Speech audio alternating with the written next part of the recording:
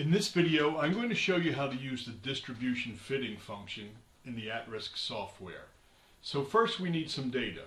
You would have to have data, and that could be the result of a simulation that you've run, or it could be data that you have in a spreadsheet from some other source. So I'm going to generate some data. I'm going to use the define distribution. I'm going to choose the exponential distribution. I'm going to say let the mean, the beta, equal 120. And okay. And now I'm going to grab this and copy it down a ways and say there's my data, 60 data points. And I would like to know what distribution these data come from. Now we have the advantage of knowing that it comes from an exponential distribution with a beta of 120. So here's what we do. We go up here to distribution fitting. We select fit. I did this in a rehearsal, so I'm going to pick new and start over. So here is the window, and we're going to see that we got the data, which we're looking at now, and it tells us where they are. We have distributions to fit, and here when you look in you'll see do you have a lower limit on your data? And I could say yes, and it has a fixed bound of 0, but the default is unsure. Is there some upper limit on your data? And I could say there it is bounded, but it's unknown, and that would suit the exponential, but I'm going to pretend that I don't know, and so we're just going to leave this unsure. So at risk selects some distributions using its own little algorithms, and we're going to say that's okay with me. And we're going to go to Bootstrap now. You would run Bootstrap if you're going to do some hypothesis testing. If you are just fitting distributions to data, you don't need the Bootstrap. But we're going to run the Bootstrap, so I select Run Parametric Bootstrap. I hit the Fit button. It's going to run the Bootstrap, and then it's going to go right into its fit routine. And here it says the very best fit, AIC, is a statistic that measures the very best fit. The smallest value of the AIC is the best fit, and it says it looks like your data come from a triangular distribution with a mean of 0.50239, a minimum of 50239, a most likely of 50239, and a maximum of 306. Well, this is a great example because we know our data didn't come from any such distribution.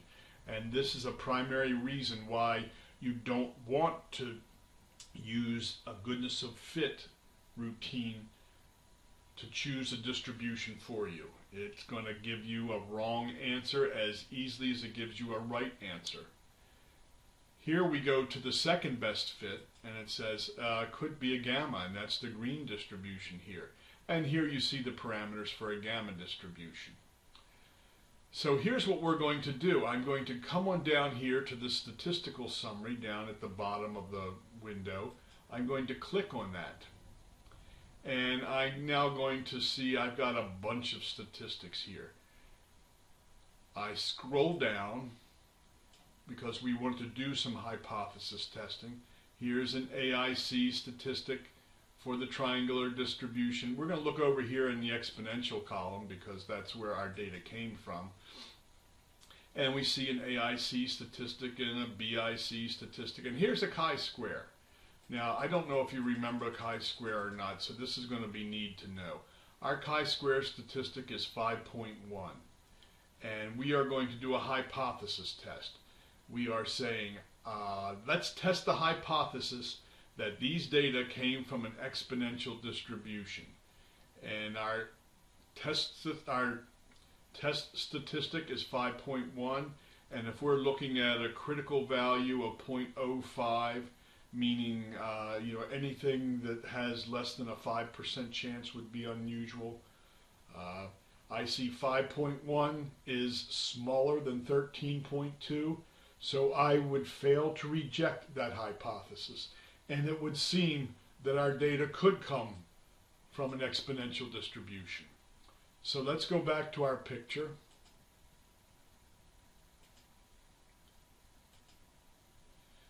I'm going to unclick the triangle and the gamma.